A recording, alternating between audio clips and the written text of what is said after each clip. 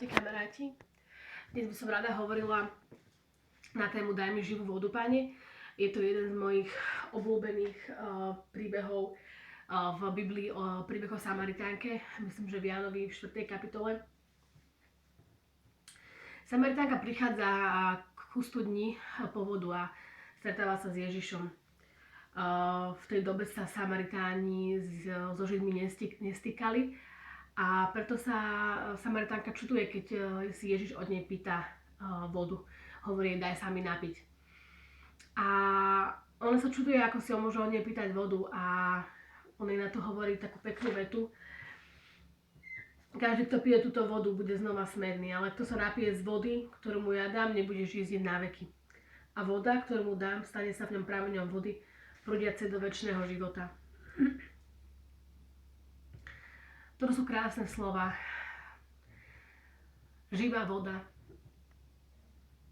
Ježiš je ten, ktorý všetko oživuje. Aký je život bez neho? Ak sa snažíme tú živú vodu nájsť niekde inde, tak nám bude chýbať veľmi podstatná časť nášho života. Takisto sa mi veľmi páči, keď hovorí Šimon Peter Ježišovi, kam by sme išli, ty máš slova večného života. Myslím, že to spolu tak súvisí, že slova večného života a živá voda prúdiaca do večného života. To je vlastne to, čo nám Ježiš ponúka. To, čo každodenne robíme, má zmysel práve s ním. On tomu dáva ten život, on je tá živá voda. A ja niekedy až tak túžim mu hľadieť z očí do očí, tak z tváre do tváre, ako sa píše v Svetom písme. A tak ako Šimon Peter hovorí Ježišovi, keď sa Ježiš učeníkov pýta, či ho aj oni chcú opustiť. Bolo to práve vtedy, keď ho veľa učeníkov opustilo, potom ako im povedal, že kto je jeho telo a pije jeho krv, má večný život a on ho vzkriesí v posledný deň. Boli pohoršení zo slov, kto je moje telo a pije moju krv. V skutočnosti tam práve poukazuje na chlieb a víno, na premenu chleba a vína na jeho telo a krv. Oni vlastne to nejako nezvládajú, vtedy nevedia to pochopiť.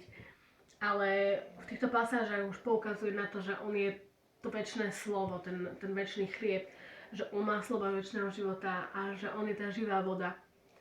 A naozaj ma to veľmi fascinuje, že všade, kde je Ježiš, tam je život. A tam, kde nie je Ježiš, sú všetky veci, ktoré robíme bez neho, ako keby také bez života. A môžeme žiť bez Ježiša a sú ľudia, ktorí proste bez neho žijú. A nemusí to byť ani ich chybou, môže to byť tým, že im niekto ešte radosnú zvesť nezvestoval, že sa ešte proste s Ježišom nestretli. Nebolo im ešte darovaný ten dar viery. A títo ľudia, a nehovorím, že ja som bola iná, keď som spoznala Ježiša, tak tiež som vkladala svoju nádej do rôznych vecí a pominuteľných samozrejme, čo nie je na škodu, keď naozaj milujeme svoju rodinu, svojich blízkych priateľov, keď sme aj cieľavedomí, že si chceme vybudovať kariéru alebo byť aspoň nejaký úspešný, lebo všetci potom túžime mať nejaký úspech aj možno v práci, v tom, čo nás baví. Ale keď to robíme bez Ježiša, tak sa ako keby míňame účinku, pretože on tomu všetkému dáva zmysel. On je ako keby tá živá voda, on dáva ten život. Že bez neho je to všetko krásne, ale keď sa niečo náhodou stane v našom živote,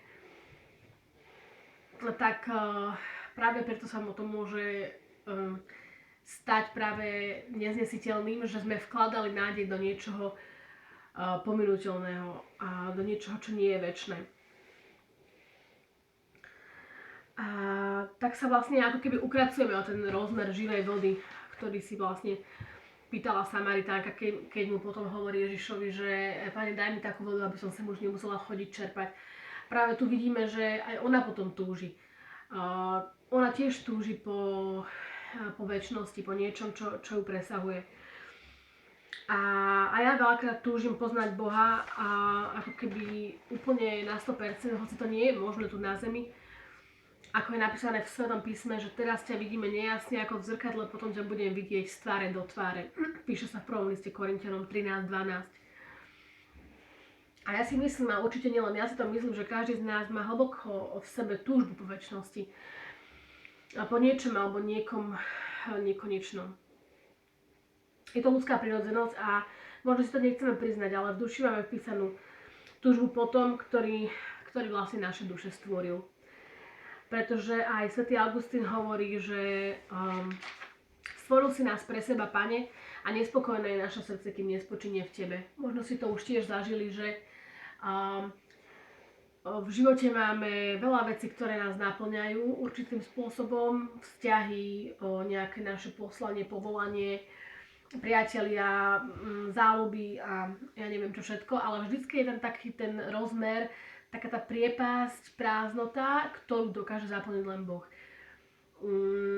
Či si to uvedomíme alebo nie, možno si to neuvedomíme hneď, možno si to uvedomíme až po čase. A taktiež príbeh o Samaritánke. Spočiatku vidíme tú veľkú priepasť, keď si Ježiš pýta vodu od Samaritánky a vraví, daj sa mi napiť. A ona na to, že ako si môžeš ty žiť pýtať vodu od mňa Samaritánky. A tiež sa nám môže, je to v Jánovi 4:7 a 9. Tiež sa nám môže stať, že zaujmeme tento postoj, že ja som priveľký hriešnik na to, aby sa Boh so mnou zaoberal. Ale on sa zaoberá práve tebou a on sa zaoberá práve mnou. On sa zaoberá nami všetkými osobitne, každým jedným z nás.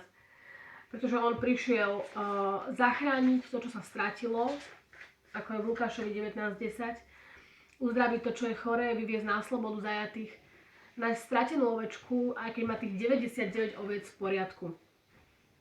Lebo on sám povedal, že lekára nepotrebujú zdraví, ale chorí v Matúšovi 9:12. Naozaj to, že sa stýkal s neviestkami, s prostitútkami, s mytníkmi a naozaj s veľkými hriešnikmi, čo farizei nechápali, tak to naozaj hovorí o tom, že on miluje nás všetkých a že práve tí, čo sú v najväčších temnotách, čo najviac hrešia, sú práve tí, ktorí ho najviac potrebujú. A takisto sa píše v písme, že neviestky vás predchádzajú do Božieho kráľovstva, že možno v dnešnom svete to tak nie je, že možno v dnešnom svete je to tak, že keď je niekto, neviem, prostitútka alebo nejaký iný verejný hriešník, tak je ešte na to ten človek možno aj hrdý. Ale každopádne v Svetom písme to bolo skôr tak, že keď Ježiš s nimi večeral, obedoval, rozprával sa s nimi, trávil s nimi čas, tak oni ho tak akože v pokore a v takej zvedavosti možno prijali a prijali ho práve preto, že aký mal on postoj k ním. Ako sa s nimi rozprával, ako im prejavoval svoju lásku, ako im dával svoje pochopenie a ukazoval im tú nádej. A samozrejme, že miluje nás všetkých, že nemusíme sa teraz stať stratenými ovečkami, aby nás Ježiš miloval, hej. Pretože Ježiš nemá hranice, on nie je limitovaný a jeho milosrdenstvo a vernosť sú nekonečné. A Ježiš vlastne hovorí tej Samaritánke, že mala veľa mužov, ale on to nehovorí s odsúdením a toto je práve na Bohu to krásne. Tá nádej, že on jej otvára oči. On takisto ako povedal cudzoložnici, ani ja ťa neodsudzujem, choď a už nehreš, takisto otvára oči cudzoložnici a vlastne tú pravdu hovorí s láskou. A tí, čo majú úprimné a čisté srdce, to príjmu. Treba mať otvorené a jednoduché srdce, ako malé dieťa. A preto sa nechajme pretvoriť jeho slovom, tak ako Samaritánka. Nech v našom živote sa uskutočňujú jeho sny a túžby, počúvajme ho. Počúvajme jeho plány s nami a povedzme mu, že chceme byť nástrojom jeho pokoja, radosti a lásky. A budeme mať v sebe živú vodu, prúdiacu do večného života.